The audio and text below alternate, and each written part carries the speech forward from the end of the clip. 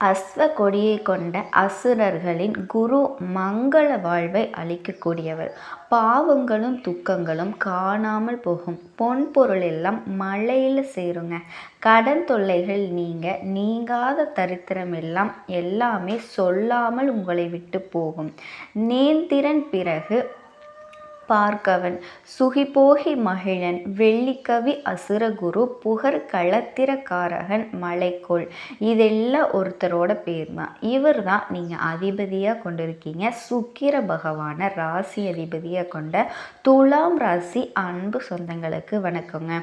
இவ்வளவு மகத்துவம் வாய்ந்த அருமை பெருமைக்கு சொந்தக்காரர்களாக இருக்கக்கூடிய சுக்கிர பகவானை ராசி அதிபதியாக கொண்டாலும் துலாம் ராசியோட வாழ்க்கை எப்படி தெரியுமா? அந்த துலாபாரம் மாதிரி ஏற்ற இறக்கம் இப்படி தாங்க இருக்குது. நிலையில்லாத வாழ்க்கை. ஆனால் அவங்களோட அதிபதி ஒருத்தருடைய ஜாதகத்தில் வலுவாக இருந்தார்னு வச்சுக்கோங்களேன், அவங்களுக்கு கீழே 1000 பேர் வேலை செய்வாங்க. பெரிய மலைய வாகன வசதியோட ஆபரண சேர்க்கையோட ஊரே மெச்சக்கூடிய வாழ்க்கையை வாழுவாங்க. இப்படி தாங்க உங்கள் ராசியோட அதிபதியை வச்சுருக்கவங்க அவ்வளோ சந்தோஷமாக இருப்பாங்க. இதோட 10 விதமான யோகங்களுமே இவர் தான் அருளக்கூடியவர். ஓகேவா? ஒருத்தரோட ஜாதகத்தில் இவரோட திசை நல்லா இருக்குது அப்படின்னாவே பூர்வ ஜென்ம புண்ணியமும் சேர்ந்துச்சுன்னா சொல்லவே முடியாத அதி அற்புதமான பலன்களை நீங்கள் அனுபவிக்க முடியும். நடந்து போகக்கூடியவங்க கூட திடீர்னு அரசு உயர் பதவியில் போகிறதுக்கான வாய்ப்பு இருக்குதுங்க. இவரால் தான் இதெல்லாமே அமையும். தொட்டதெல்லாம் பொண்ணாக மாறுங்க. இவர் கண்ணில் பட்டது எல்லாமே சுபமாக மாறும். அதிர்ஷ்டங்களால் சக வாழ்க்கையும் வளங்களாக மாற்றி கொடுக்கக்கூடிய பலமான கிரகம் தான் இந்த சுக்கிர பகவான். இவரை நீங்கள் அதிபதியாக கொண்டிருக்கீங்க. கேட்கவே நல்லா தான் இருக்குது. ஆனால் என்ன பிரயோஜனம்? இவன் எங்களுக்கு அதிபதியாக இருந்து ஒரு பிரயோஜனம் இல்லை. துலாம் ராசிக்காரர்களுடைய ஒரு ஆதங்கம்னே வச்சுக்கலாங்க. இது ஒரு புறம் இருக்கட்டும். இப்போ நான் அதிபதி பற்றி சொன்னதுமே நீங்கள் யோசிச்சிருப்பீங்க, கட்டாயம் இந்த அம்மா நமக்கு சாதகமாக இல்லை, எப்படியாவது இந்த ஆளை உஷார் பண்ணி நம்மோட ஜாதகத்தில் இதோட பலத்தை அதிகப்படுத்தணும், நம்ம நல்லா இருக்கணும்னு யோசிப்பீங்க இல்லையா? அதுக்கான வழியை தாங்க நான் சொல்ல போகிறேன். சுக்கிர பகவானுக்கு உரிய கிழமைன்னு பார்த்தோன்னா வெள்ளிக்கிழமை. பொதுவாகவே நம்ம எல்லாருமே வெள்ளிக்கிழமைனா கட்டாயம் ஏதாவது ஒரு வழிபாடு செய்வோம். இதில் மகாலட்சுமி தாயார் வழிபாடு செய்கிறதுக்கும் சிறப்பான நாள் இல்லையா? மகாலட்சுமி தாயாரும் குபேர கடவுளும் நம்ம பூர்வ ஜென்ம கர்ம வினைகளுக்கு ஏற்ப பல பலன்களை கொடுக்கக்கூடியவங்க. அதை அனுபவிக்க செய்யக்கூடிய பொறுப்புங்கிறது உங்களுடைய அதிபதியில் தாங்க இருக்குது. சுக்கிர பகவான் தான் அதை பார்த்துக்கிறாரு. ஸோ ஒருத்தவங்க பணக்காரங்களாக செல்வந்தர்களாக இருக்கிறதும் இவங்களோட அருளாசியினால் மட்டும்தான் அது கட்டாயமாக நிகழும். ஸோ வெள்ளிக்கிழமைகளில் சுக்கிர உரையில் இவரை வழிபாடு செய்கிறதுனால சுகபோக வாழ்க்கையை அனுபவிக்க முடியும். இதோட ஒருத்தன் பார்த்திங்கன்னா நிறைய பணம் வச்சுருப்பாங்க, நல்ல செல்வி செழிப்போடு இருப்பான். ஆனால் அதை அனுபவிக்க முடியாத அளவுக்கு ஆரோக்கியத்தில் பிரச்சனை இருக்கும். அப்போது அவனோட ஜாதகத்தை சுக்கிரன் நீச்சத்தில் இருக்காருன்னு அர்த்தங்க. இப்போ என்னதான் குபேர கடவுளும் மகாலட்சுமி தாயாரும் உங்கள் வீட்டில் குப்பரை படுத்துக்கிட்டு இருந்தாலும் கூட, கொத்த வச்சு உக்காந்துக்கிட்டு இருந்தாலும், சொத்து சுகங்கள் எவ்வளவு இருந்தாலும் அதை அனுபவிக்கிறதுக்கு சுக்கிரனோட அனுகிரகம் தேவைங்க இல்லையா?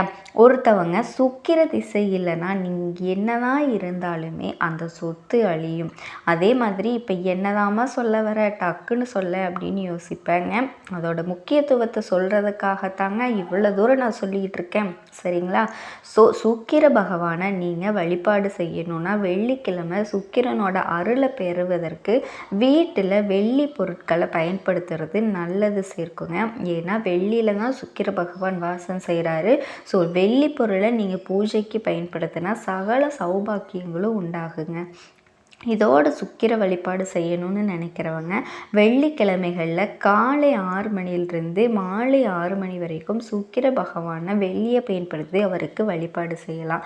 அப்படி அதை தவற விட்டுட்டீங்க அப்படின்னா மதியம் 1 மணியிலிருந்து 6 மணி வரைக்கும் சுக்கிர ஓரையில் நீங்கள் இந்த வழிபாடு செய்யலாம். அதையும் தவற விட்டுட்டீங்க அப்படின்னா இரவு நேர வழிபாடு.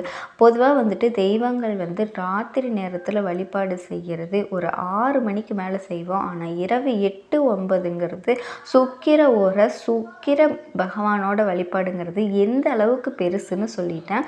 ஸோ இந்த நேரத்தில் வழிபாடு செய்கிறது அதுவும் அதீத நட்பங்களை கொடுக்குங்க. ஸோ காலையில் 6லிருந்து 7 மணி வரையிலான சுக்கிர ஓரை, சுக்கிர வழிபாடு செய்கிறது சிறப்பான பலன்களை கொடுக்கும்.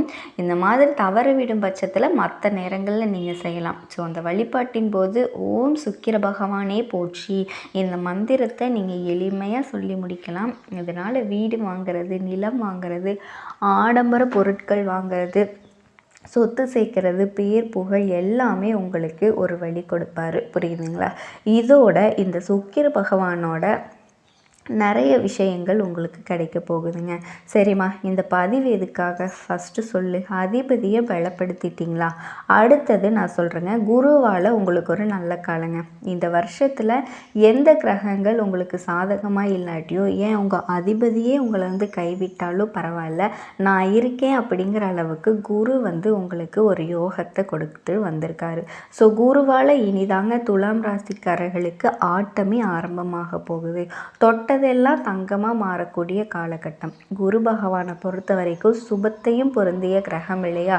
ஸோ இவரை பொறுத்த வரைக்கும் உங்களுக்கு அதிர்ஷ்டங்களை அள்ளி கொடுக்க போகிறாரு. கொஞ்சம் நஞ்சம் இல்லை, அடுத்த ஒரு வருஷத்துக்கு நம்ம தான் அப்படிங்கிற மாதிரி ரொம்ப நல்லா இருக்க போகிறீங்க. துலாம் ராசிக்காரர்களுக்கு இந்த குரு பயிற்சியானது அருமையான காலகட்டமாக இருக்க போகுதுங்க.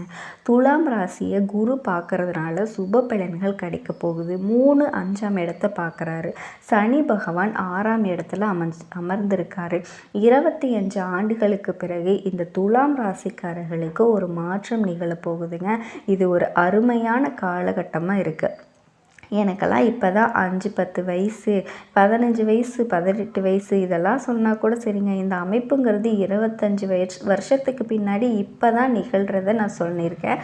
நல்ல எண்ணங்கள் வரும். ஆன்மீகம் தொடர்பான விஷயங்களில் நாட்டம் அதிகரிக்கும்.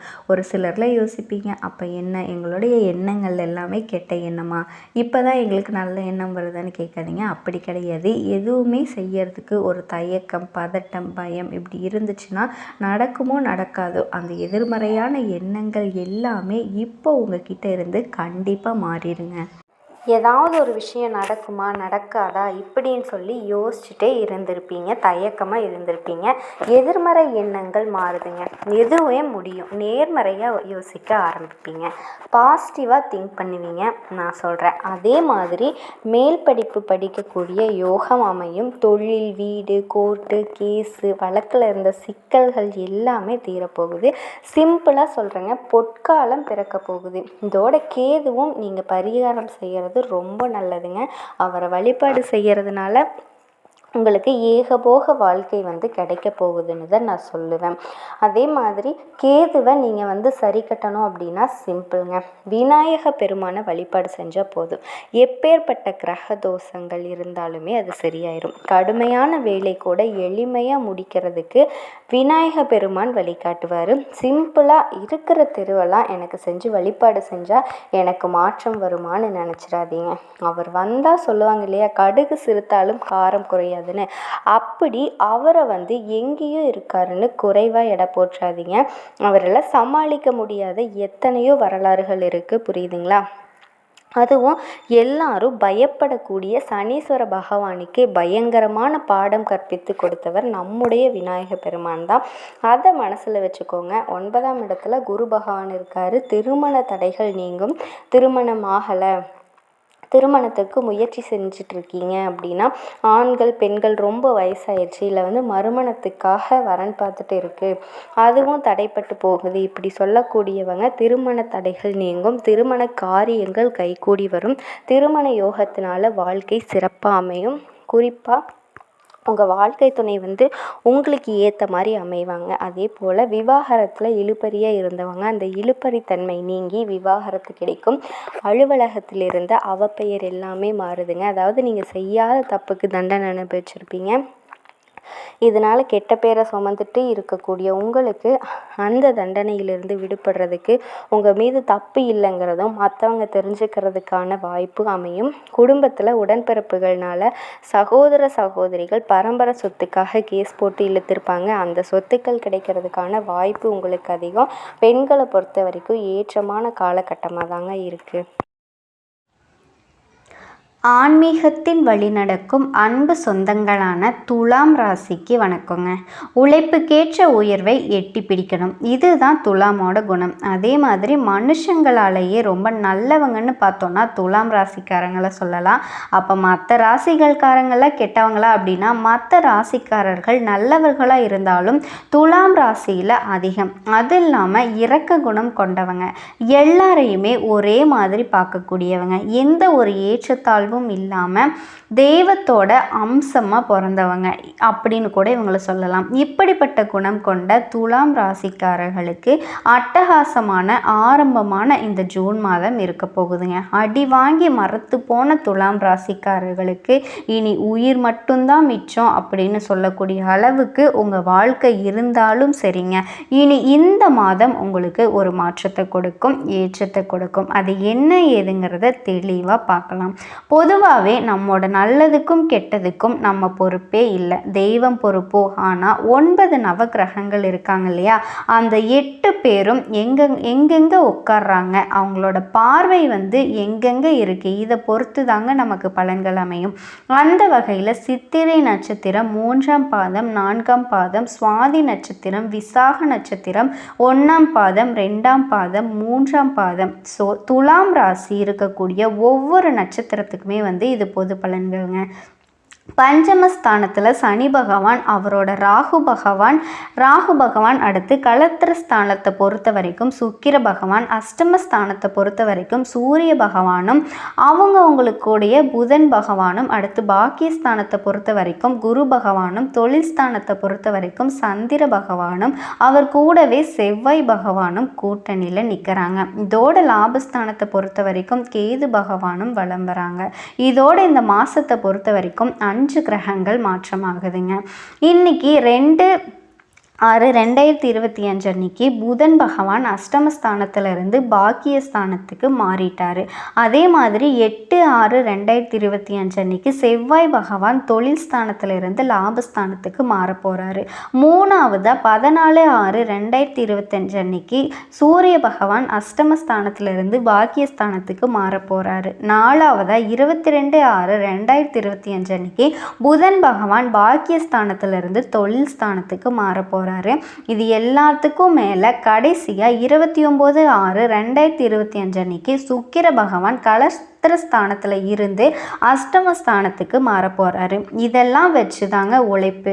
இந்த மாதிரி வாழக்கூடிய உங்களுக்கு, எல்லாரையுமே சமமாக பார்க்கக்கூடிய உங்களுக்கு, குறிப்பாக உங்களுக்கு சுந்தரேசம் மாதிரி, அதாவது துலாம் ராசிக்காரர்களுக்கு வீடு, பணம், அதிர்ஷ்டம் எல்லாமே கொட்ட போகுது.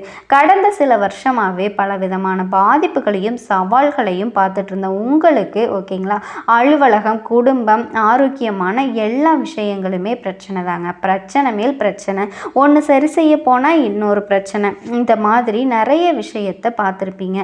ஆரோக்கிய பிரச்சனைகள் அப்படி இப்படின்னு சரி செஞ்சுட்டு போனால் ஆஃபீஸில் பிரச்சனை, இப்படி பிரச்சனை மேலே பிரச்சனை மட்டும்தான் துலாம் ராசிக்காரர்களோட வாழ்க்கையாகவே இருந்துகிட்ருக்கு. இனிமேல் நிம்மதி பெறக்கூடிய காலகட்டங்க. முதல்ல பணவரத்தை நான் சொல்லிடுறேன்.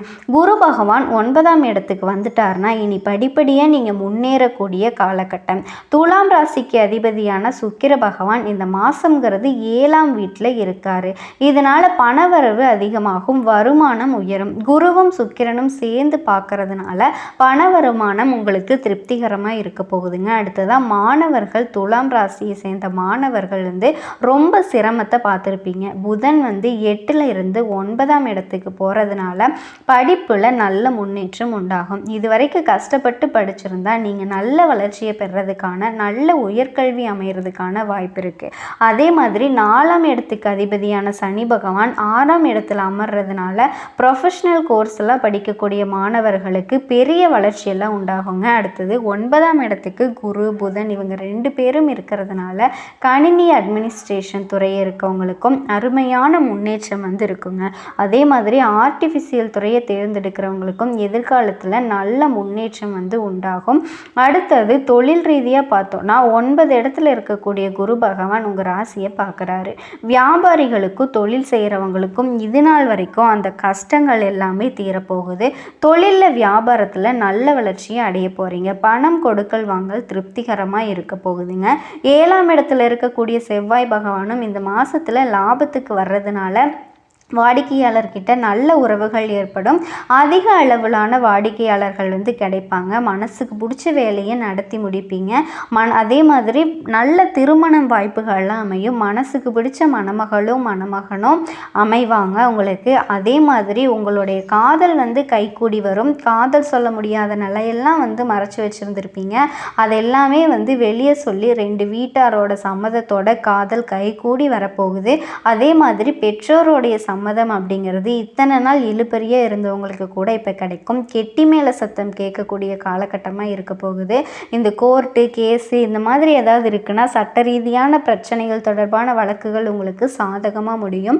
பெண்களுக்கு நல்ல நீதி கிடைக்குங்க. அற்புதமான நேரங்க. இனி வரக்கூடிய காலகட்டத்தில் மிகப்பெரிய முன்னேற்றம் இருக்கும். சந்தோஷம் உண்டாகும். இதோட உங்களோட தாய் தந்தைக்கு நல்ல பேர் வாங்கி கொடுக்கக்கூடிய அமைப்பு உண்டாகுது.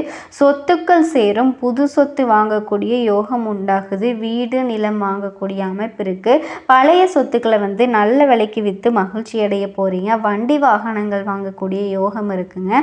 துலாம் ராசி பெண்கள் எல்லாமே பலர் கார் ஓட்டுற அமைப்பெல்லாம் இருக்குது. இளைஞர்கள்லாம் பைக் கார் வாங்கக்கூடிய யோகமெல்லாம் இருக்குங்க. வளர்ச்சி நிறைந்த மாதங்க இது. ஒட்டு மொத்தமாக இந்த ஜூன் மாதம் உங்களுக்கு இதே நேரத்தில் சின்ன சின்ன பிரச்சனை கூட உங்களுக்கு கோபத்தை கொண்டு வரும். நீங்களே ஒரு மாதிரி யோசிக்க ஆரம்பிச்சிருவீங்க. ஏன்னா அது எவ்வளவு பேர் பிரச்சனை, நமக்குள்ளேயே கோபப்பட மாட்டோம். ஒரு மாதிரி வேற மாதிரி பார்ப்போம். சின்ன விஷயத்துக்கு கூட நமக்கு கோபம் வருதே அப்படின்னு சொல்லி யோசிச்சிருப்பீங்க. ஆனால் அந்த கோபத்துக்கு இடம் கொடுக்காம கோபத்தை கட்டுப்பாட்டுக்குள்ளே வச்சுக்கணும். அப்போ தான் எந்த ஒரு விஷயமா இருந்தாலும் சாதிக்க முடியும். அதே மாதிரி எதிர்பாராத பண தேவை வர்றதுக்கு வாய்ப்பு இருக்குங்க. இதனால் இருக்கக்கூடிய பணத்தை பார்த்தீங்கன்னா பார்த்து பக்குவமாக செலவு பண்ணுங்கள். கேட்குறவங்களுக்கெல்லாம் தூக்கி கொடுக்கறதுக்கு அந்த ஆள்லாம் வேணாங்க. இருந்தாலும் அந்த பணத்தை சாமர்த்தியமாக சமாளிச்சிருவீங்க. அதே மாதிரி எதை செஞ்சாலுமே கொஞ்சம் இழுபறியான நிலை இருக்கும். அடுத்தவங்களுக்கு தொல்லை உண்டாக்குறதுக்கும் வாய்ப்பு இருக்குங்க. அதனால் யாருக்கும் இடம் கொடுக்காதீங்க. அவங்கவுங்க பிரச்சனையை அவங்கவுங்க பார்த்துக்குவாங்க. அடுத்ததாக உத்தியோகத்தில் இருக்கவங்களுக்கும் இந்த டென்ஷன் வீண் அலைச்சல் இது எல்லாமே இருக்கும். வீண் பகை கூட உண்டாகலாம். கவனமாக இருக்கணுங்க. தொழில் வியாபாரம் தொடர்பான காரியங்கள் தாமதங்கள் ஏற்படலாம். பண வரவுங்கிறது எதிர்பார்த்ததோடு அதிகமாக கிடைக்குதோ குறைவாக கிடைக்குதோ, ஆனால் பணத்தை கவனமாக கையாளுங்க. அதே மாதிரி கடன் விஷயங்களை தள்ளி போடுறது ரொம்ப நல்லது. புதிய நபர்களுக்கு பொருளை சப்ளை செய்யும்போது கவனம் தேவை. குடும்பத்தை பொறுத்த வரைக்கும் எதையும் பேச்சால் சரி நிறுத்தி நிதானித்து பேசுங்க. வாழ்க்கை தொழில் உடல் ஆரோக்கியத்தில் கவனம் வச்சுக்கோங்க.